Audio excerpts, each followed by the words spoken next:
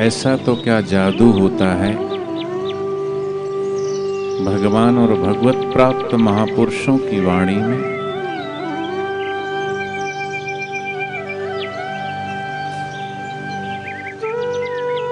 लोग खिंचे खिंचे दौड़े दौड़े भागे भागे चले आते हैं।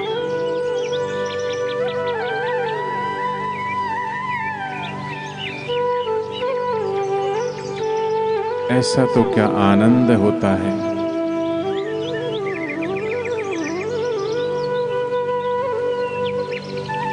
अद्भुत आनंद आता है जब होते हैं सद्गुरु के दीदार। तभी तो दौड़े दौड़े आते हैं दूर दूर से नर और नार।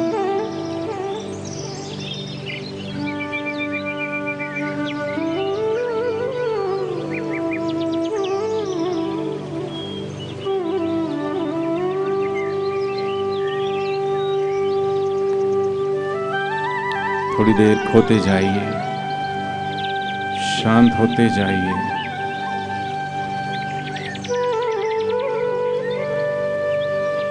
जयते ते अधिकम जन्मनः ब्रजः श्रयत इंद्रिया शस्त्रदत्त ही दधति दृश्यन्ता दिक्षु तावकः सवति धृतः स्वताम विचियांते। हे प्यारे, तुम्हारे जन्म के कारण वैकुंठ आदि लोकों में भी ब्रज की महिमा बढ़ गई। तभी तो सौंदर्य और मृदुलता की देवी लक्ष्मी देवी अपना निवास स्थान वैकुंठ छोड़कर यहीं नित्य निरंतर निवास करने लगी। जिसकी सेवा करने लगी। परंतु हे प्रियतम, देखो तुम्हारी गोपियां जिन्होंने तुम्हारे चरणों में ही अपने प्राण समर्पित कर रखे हैं, बन बन भटक कर तुम्हें ढूंढती है। कैसा प्रेम है गोपियों का। हे हमारे प्रेम पूर्ण हृदय के स्वामी, हम तुम्हारे बिना मोल के दासी हैं। तुम शरद ऋतु के सुंदर जलाशय में चांदनी की दिव्य छटा के सौंदर्य को चुराने वाले नेत्रों में हमें घायल कर चुके हो। हे हमारे मनोरथ पूर्ण करने वाले प्राणेश्वर, क्या नेत्रों से मारना वध नहीं है? अस्त्रों से ही हत्या होती है क्या? पर अस्त्रों और शस्त्रों से तो शत्रुओं का वध होता है। पर प्रभु तो अपने प्रेम से भक्तों के भीतर के शोक और संताप, दुख और दारिद्र्य का हरण कर लेते हैं। इसलिए भगवान को दुखारी हरि कहा गया है। हे पुरुष शिरोमणि, यमुना जी के विषैले जल से होने वाली मृत्यु, अजगर के रूप में खाने वाली मृत्यु, अघासुर और इंद्र की वर्षा, आंधी और बिजली और दावानल, वृषभासुर और भ्योमासुर आदि एवं भिन्न भिन्न अवसरों पर सब प्रकार के भयों से तुमने बार बार हम लोगों की रक्षा करी। हे परम सखा, तुम केवल यशोदा के ही पुत्र नहीं हो, समस्त शरीरधारियों के हृदय में रहने वाले उनके साक्षी हो, अंतर्यामी हो। ब्रह्मा जी की प्रार्थना से विश्व की रक्षा करने के लिए तुम यदुवंश में अवतीर्ण हुए हो। हे यदुवंश शिरोमणि, तुम अपने प्रेमियों की अभिलाषा पूर्ण करने वाले हो, सबसे आगे हो। जो लोग जन्म मृत्यु रूपी संसार के चक्कर से डरकर तुम्हारे चरणों की शरण ग्रहण करते हैं, उन्हें तुम्हारे कर कमल अपनी छत्र छाया में लेकर अभय कर देते हैं। हे हमारे प्रियतम, सबकी लालसा और अभिलाषाओं को पूर्ण करने वाला वही कर कमल जिससे तुमने लक्ष्मी जी का हाथ पकड़ा, हमारे सिर पर रख दो नाथ। हे वीर शिरोमणि श्याम सुंदर, ये मैं गोपी गीत का अर्थ आपको सुना रहा हूं। और शास्त्र का वचन है कि जहां गोपी गीत सुना जाता है, सुनाया जाता है, स्वयं साक्षात भगवान की हाजिरी वहां होती है। हे वीर शिरोमणि श्याम सुंदर, तुम सभी ब्रजवासियों का दुख दूर करने वाले हो। तुम्हारी मंद मंद मुस्कान की एक एक झलक ही तुम्हारे प्रेमी जनों के सारे मान मद को चूर कर देने के लिए पर्याप्त है। हे हमारे प्यारे सखा, हमसे रूठो मत, प्रेम करो। हम तो तुम्हारी दासी हैं, तुम्हारे चरणों पर निछावर हैं। हम अबलाओं को अपना वह परम सुंदर सांवला मुस्कान मुख कमल दिखलाओ। तुम्हारे चरण कमल शरणागत प्राणियों के सारे पाप को नष्ट कर देते हैं। वे समस्त सौंदर्य माधुरी की खान हैं और स्वयं लक्ष्मी जी उनकी सेवा करते रहती हैं। तुम उन्हीं चरणों से हमारे बछड़ों के पीछे पीछे चलते हो और हमारे लिए उन्हें सांप के फणों तक पर रखने में भी तुम संकोच नहीं करते। हमारा हृदय तुम्हारी विरह व्यथा की आग से जल रहा है। तुम्हारे मिलन की आकांक्षा हमें सता रही है। तुम अपने वे ही चरण हमारे वक्ष स्थल पर रखकर हमारे हृदय की ज्वाला शांत कर दो हे नाथ। हे कमल नयन, तुम्हारी वाणी कितनी सुंदर है। तुम्हारा एक एक शब्द हमारे लिए अमृत से बढ़कर मधुर है। बड़े बड़े विद्वान उसमें रम जाते हैं, उस पर अपना सर्वस्व निछावर कर देते हैं। तुम्हारी उसी वाणी का रसास्वादन करके तुम्हारी आज्ञाकारिणी दासियां गोपियां मोहित हो रही है। हे दानवीर, अब तुम अपना दिव्य अमृत भी और उस अमृत से भी मधुर अधर रस पिलाकर हमारे जीवन दान को छका दो। हे प्रभु, तुम्हारी लीला कथा भी अमृत स्वरूप है। विरह में सताए हुए लोगों के लिए वह सर्वस्व जीवन ही है। बड़े बड़े ज्ञानी महात्माओं, भक्त कवियों ने उसका गान किया। वे सारे पाप ताप को मिटाती है। शांत ही श्रवण मात्र से परम मंगल परम कल्याण का दान भी करती है। वह परम सुंदर परम मधुर और बहुत विस्तृत भी है। जो तुम्हारी लीला कथा का गान करते हैं, वास्तव में भूलोक में वे ही सबसे बड़े दाता है।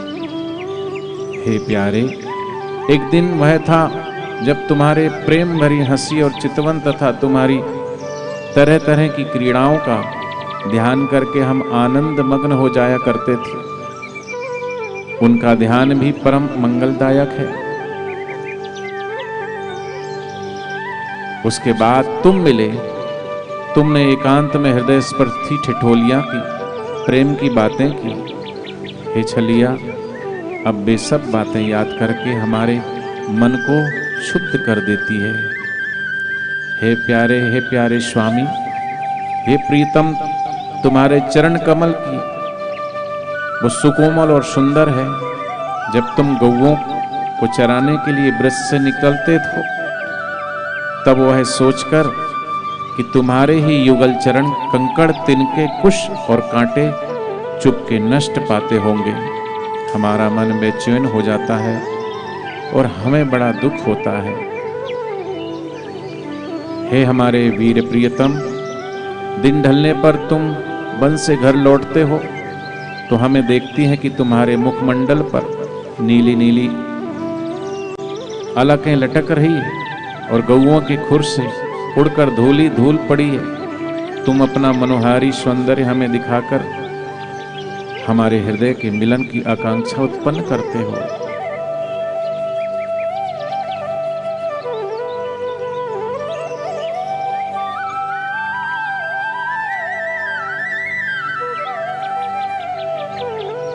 हे प्रियतम, एकमात्र तुम ही हमारे सारे दुखों को मिटाने वाले हो। तुम्हारे चरण कमल शरणागत भक्तों की समस्त अभिलाषाओं को पूर्ण करने वाले हैं। स्वयं लक्ष्मी जी उनकी सेवा करती है और पृथ्वी के वे भूषण ही हैं। आपत्ति के समय एकमात्र उन्हीं का चिंतन करना उचित है, जिससे सारी आपत्तियां कट जाती है। हे कुंज विहारी, तुम अपने उन परम कल्याण स्वरूप चरण हमारे वक्ष स्थल पर रखकर हमारे हृदय की व्यथा शांत कर दो। हे वीर शिरोमणि, तुम्हारा अधरामृत मिलन के सुख को बढ़ाने वाला है। वह विरह जन समस्त संताप को नष्ट कर देता है। यह गाने वाली बांसुरी भली भांति हमें चूमते रहती है। जिन्होंने उसे एक बार पी लिया, उन लोगों को फिर सारी आसक्तियों का स्मरण भी नहीं रहता। वह अपनी अधरामृत हमें पिलाओ। हे प्यारे, दिन के समय तुम वन में विहार करने चले जाते हो, तब तुम्हें देखे बिना हमारे एक एक क्षण युग के समान हो जाता है। और तुम संध्या के समय लौटते हो तथा घुंघराली अलकों से युक्त तुम्हारा परम सुंदर मुखारविंद हमें देखती है। उस समय पलकों का गिरना भी हमारे लिए अत्यंत कष्टकारी हो जाता है और ऐसा जान पड़ता है कि इन पलकों को बनाने वाला विधाता ना मूर्ख है।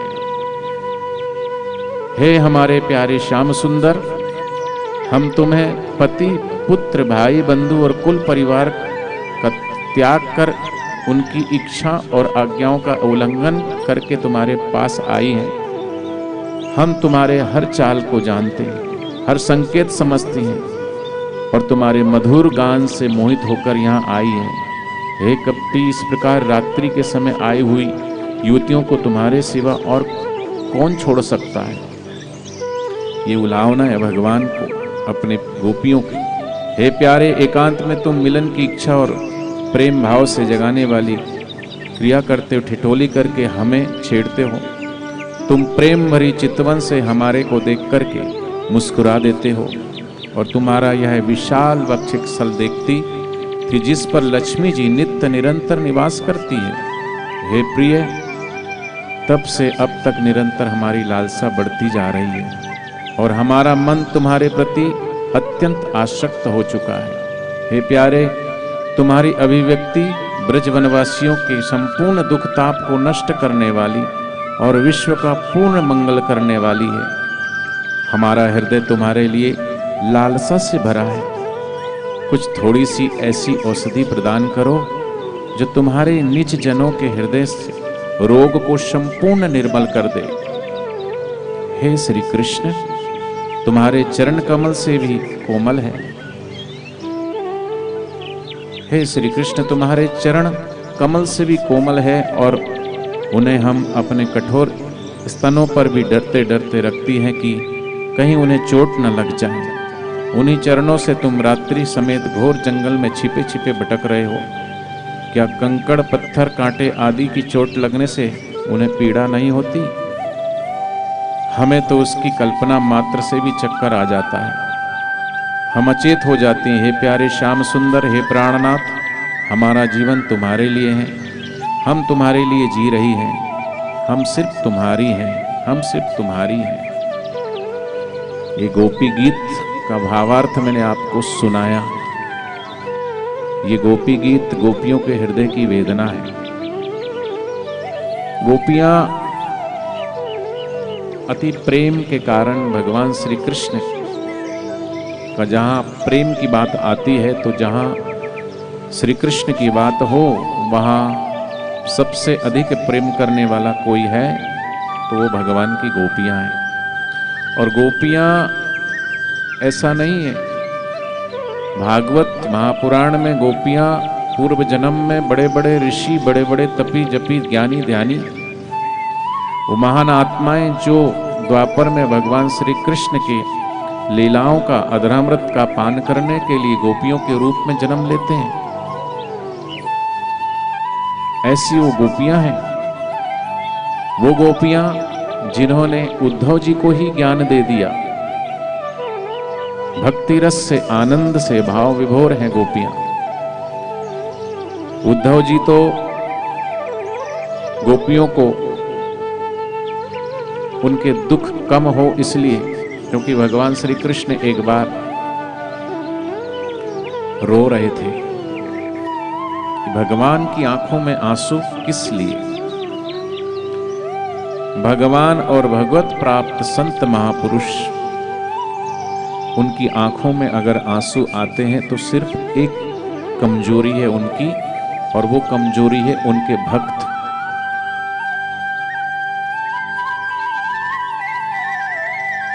उद्धव जी ने पूछा, है दुखारी हरि, हे केशव, आप क्यों रो रहे हो? आपको क्या पीड़ा है?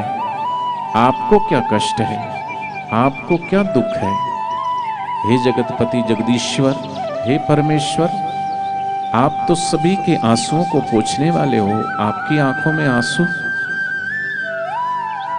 तब भगवान श्री कृष्ण छलकते हुए अश्रुधाराओं को पूछते हुए कहते हैं कि उद्धव, हे उद्धव, मोहे ब्रज विसरत नाही।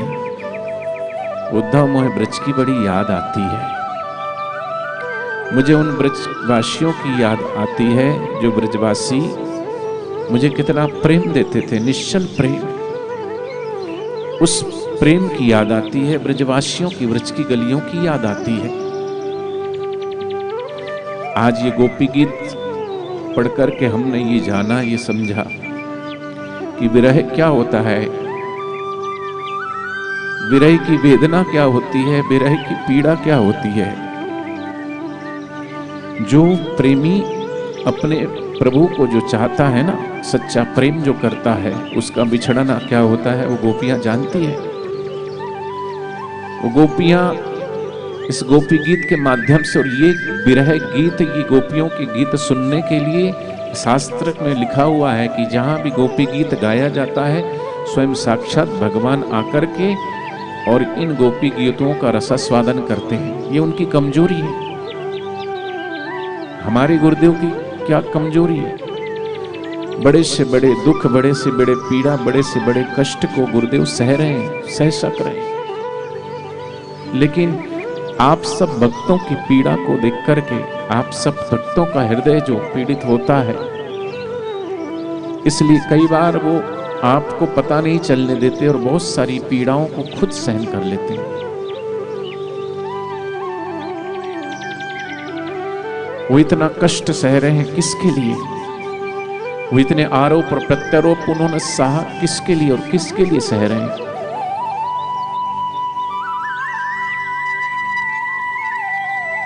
सिर्फ संस्कृति के लिए, सिर्फ धर्म की स्थापना के लिए। भगवान में, संत में फर्क होता है।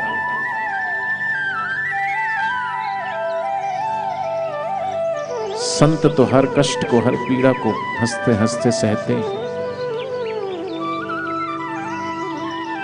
आज ऐसी परिस्थिति, जो संत, जिनकी वाणी, जिनका सानिध्य समाज को मिलना चाहिए, जैसे भगवान श्री कृष्ण का सानिध्य पाकर के ब्रजवासियां आनंदित होते हैं, ऐसे हमारे गुरुदेव नगर नगर, डगर डगर घूम करके अपना साधना, अपना समाधि, अपना ध्यान छोड़ करके इस समाज के बीच में आए कि संसार में जीव भटक रहे हैं, दुखी हो रहे हैं, पीड़ित हो रहे हैं। उस आनंद से, उस प्रेम से, उस माधुर्य से सबकी झोली भरने के लिए आए। कभी वो नानक जी के रूप में आए, कभी कबीरदास जी के रूप में आए, कभी ज्ञानेश्वर जी के रूप में आए, कभी तुकाराम जी के रूप में आए। लेकिन समाज ने, इन संतों ने समाज को क्या दिया और इस समाज ने संतों को क्या दिया? क्या व्यवहार किया उनके साथ? क्या ये व्यवहार, ये समाज जिसने राम जी के ऊपर भी आक्षेप लगाया, जिसने कृष्ण को भी नहीं छोड़ा,